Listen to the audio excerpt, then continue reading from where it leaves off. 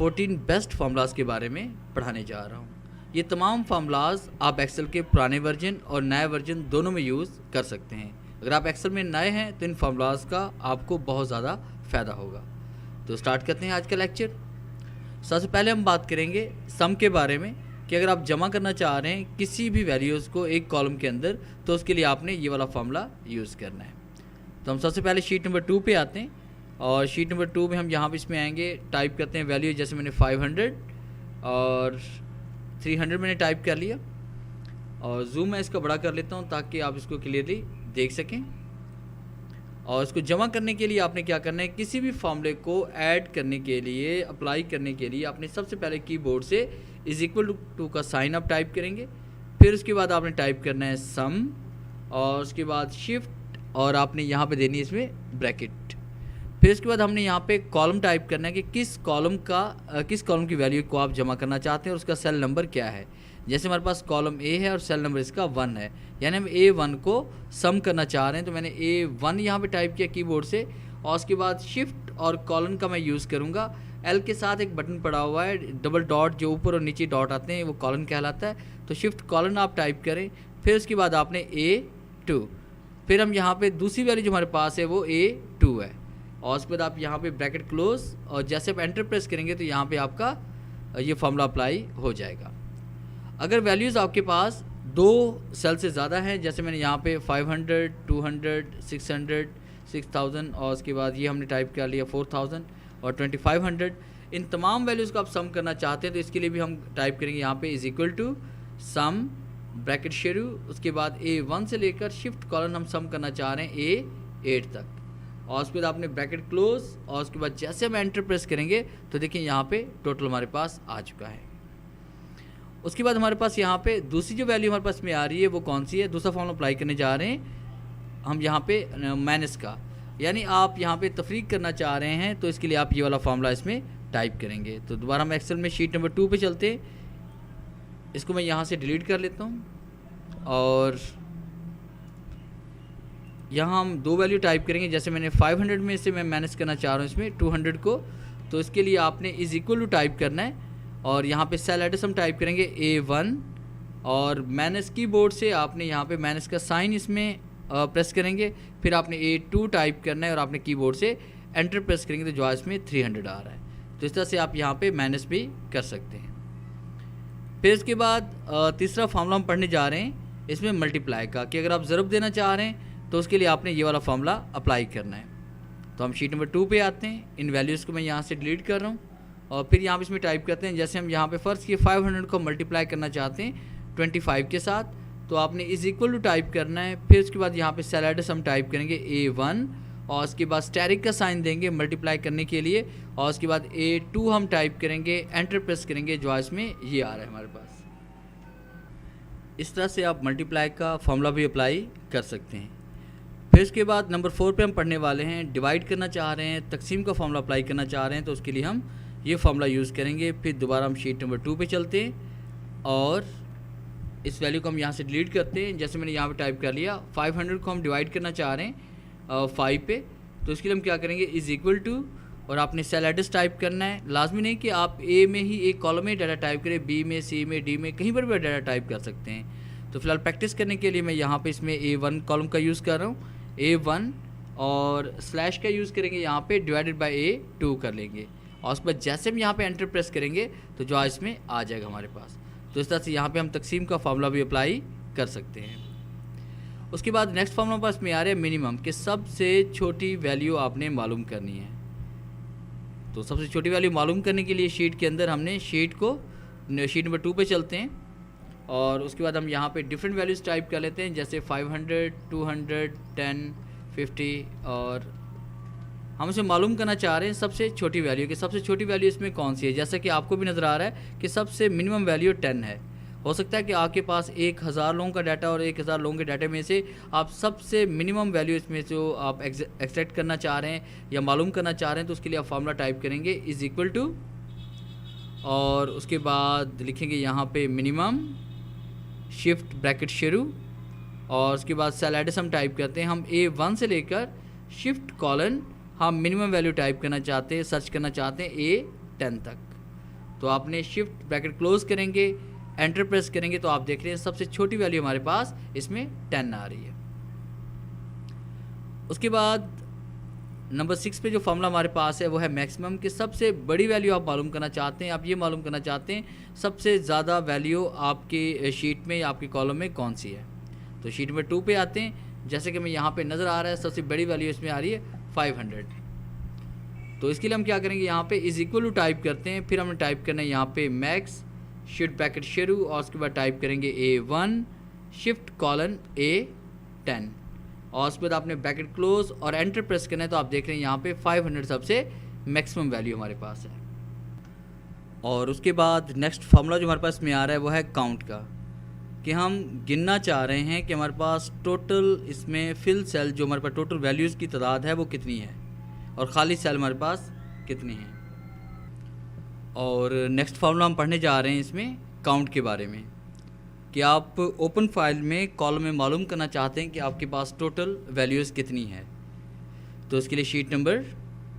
2 पे आते हैं, उसके बाद आपने यहाँ से टोटल को रिमूव करते हैं। पहले से कुछ लिखी हुई वैल्यूज़ मैं यहाँ से डिलीट कर लेता हूँ, जैसे कि 50 और उसके बाद 500 को मैंने रिमूव कर दिया। आप देखें टोटल वैल्यूज़ हमारे पास 1 2 3 4 5 6 और उसके बाद ये 7 है। तो हम मालूम करना चाहते हैं कि 10 टोटल हमारे पास यहाँ पे सेल्स थे, इनमें कितने सेल्स में वैल्यूज़ लिखी हुई है। तो उसके लिए इज इक्वल टू टाइप करेंगे और आपने लिखना है यहाँ पे काउंट ब्रैकेट शुरू और उसके बाद आप यहाँ पे टाइप करेंगे cell address A1 shift colon A10 कर लेते हैं और उसके बाद आप ब्रैकेट क्लोज और एंटर प्रेस करेंगे तो आप देख रहे हैं इसमें 7 सेल्स में वैल्यूज़ अभी आपने टाइप की हुई है या इसमें ऐड है हमारे पास। अगर हम मालूम करना चाहते हैं खाली सेल कि हमने यहाँ पे खाली सेल की तादाद मालूम करनी है, तो उसके लिए हम यहाँ पे इज इक्वल टू और उसके बाद यहाँ पे लिखेंगे काउंट ब्लैंक और ब्रैकेट शुरू और उसके बाद यहाँ पे टाइप करेंगे A1 शिफ्ट कॉलन A10 और उसके बाद आपने ब्रैकेट क्लोज और एंटर प्रेस करेंगे तो आप देखें इसमें 3 सेल हमारे पास खाली है। तो इस तरह से आप जिन सेल्स में वैल्यूज़ लिखी हुई उन वैल्यूज़ को भी आप काउंट कर सकते हैं और ख़ाली सेल को भी आप यहाँ पे काउंट कर सकते हैं। आगे नेक्स्ट फॉर्म में पढ़ने वाले हैं एवरेज के बारे में, कि आपने एवरेज मालूम करनी है कि हम एवरेज किस तरह से मालूम कर सकते हैं। तो इसके लिए हम क्या करेंगे, शीट नंबर 2 पे आते हैं और यहाँ से मैं कुछ डाटा डिलीट कर लेता हूँ और उसके बाद न्यू डाटा हम यहाँ पर टाइप करते हैं। जैसे कि फ़र्ज़ कीजिए कि कोई मज़दूर है जिसने कभी 300 रुपये पर डे कमा लिए, कभी 500 रुपये, कभी 200 रुपये, कभी 400, कभी 500, कभी 300 और कभी 500 रुपये। अब उसके बाद हमारे पास यहाँ पे टोटल जो हमारे पास 7 डेज़ की अर्निंग है वो तो हम सम के ज़रिए मालूम कर सकते हैं, is equal to sum type करके शिफ्ट ब्रैकेट शुरू A1 शिफ्ट कॉलन A7 कर लेते हैं। अब ये हमारे पास टोटल 2700 है, मगर हम पर डे की एवरेज मालूम करना चाहते हैं कि एक दिन की अर्निंग उसकी क्या थी, पर डे उसे कितना मिला। तो इसके लिए हम क्या करेंगे, यहाँ पे इज इक्वल टू और आपने टाइप करना है एवरेज और एवरेज टाइप करने के बाद आपने शिफ्ट ब्रैकेट शुरू A1 शिफ्ट कॉलन A7 कर लेते हैं और उसके बाद आपने ब्रैकेट क्लोज और एंटर प्रेस करना है। इसमें आप सॉरी इसमें स्पेलिंग की मिस्टेक है, इसमें स्पेलिंग की थोड़ी सी मिस्टेक है। अगर स्पेलिंग की मिस्टेक होगी तब भी आपका फॉर्मूला अप्लाई नहीं होगा। तो उसी सेल को दोबारा एक्टिव करने के लिए या तो आपने F2 प्रेस करना है या यहाँ पे डबल क्लिक करेंगे और यहाँ पे आपने E टाइप करना है और जैसे हम एंटर प्रेस करेंगे तो आप देखें यहाँ पे पर डे की अर्निंग जो हमारे पास में आ रही है 385 रुपीज़ एंड 71 पैसाज। फिर हम शीट नंबर 1 पे जाते हैं और उसके बाद हम आज फॉर्मूला नंबर 9 में पढ़ने वाले हैं टू डे के बारे में, कि आज की डेट अगर आप इंसर्ट करना चाहते हैं तो इसके लिए आप क्या करेंगे, शीट नंबर 2 पे हम आते हैं और उसके लिए हम इज इक्वल टू टाइप करेंगे और जहाँ पे आप डेट इंसर्ट करना चाहते हैं वहाँ पे आप टाइप करेंगे टू डे और उसके बाद शिफ्ट ब्रैकेट शुरू एंड उसके बाद ब्रैकेट क्लोज कर लेंगे और एंटर प्रेस करेंगे। जो आज की डेट होगी वही डेट यहाँ पे इंसर्ट हो जाएगी। इसी तरह से अगर आप यहाँ पे टाइम इंसर्ट करना चाहते हैं, डेट एंड टाइम दोनों इकट्ठे इंसर्ट करना चाहते हैं तो आपने is equal to now bracket शुरू ब्रैकेट क्लोज आप टाइप करेंगे तो आपकी यहाँ पे डेट एंड टाइम दोनों इंसर्ट हो जाएंगे। तो यहाँ पे नाउ टाइप किया, शिफ्ट ब्रैकेट शुरू और उसके बाद आपने यहाँ पे ब्रैकेट क्लोज और एंटर प्रेस करें। देखें डेट भी आ रहा है और साथ में टाइम भी आ रहा है हमारे पास। उसके बाद फॉर्मूला नंबर 11 में हम पढ़ने वाले हैं सम इफ़ के बारे में, कि अगर आप फ़र्ज़ कीजिए जमा करना चाह रहे हैं, आपके पास कुछ वैल्यूज़ हैं 10 वैल्यूज़ आपके पास लिखी हुई हैं, उनमें से आप मालूम करना, आप सब जमा करना चाहते हैं वो वैल्यूज़ जो 100 से बड़ी हैं या 100 के बराबर हैं। बाकी वैल्यूज़ को आप सम नहीं करना चाह रहे, तो इसके लिए आपने ये वाला फार्मूला यूज़ करना है सम इफ का। तो हम शीट नंबर 2 पे आते हैं। पहले से लिखी वैल्यूज़ को यहाँ से हम रिमूव कर देते हैं और हम टाइप करते हैं, जैसे मैंने यहाँ पर लिखा 500, 200, 100, 200, 500, 100, 500 और उसके बाद ये हम कर लेते हैं 20 और उसके बाद 50 कर लेते हैं यहाँ पे, और उसके बाद मैं यहाँ पे 30 टाइप कर रहा हूँ। अब हम उन वैल्यूज़ को जमा करना चाहते हैं जो 100 से बड़ी हैं या 100 के इक्वल हैं, तो उसके लिए इज़ इक्वल टू टाइप करके आपने टाइप करना है सम इफ़, कि अगर जमा करना हो तो A1 से लेकर शिफ्ट कॉलन कहाँ तक, A10 तक। तो आपने कॉमा और उसके बाद इनवर्ट कॉमा,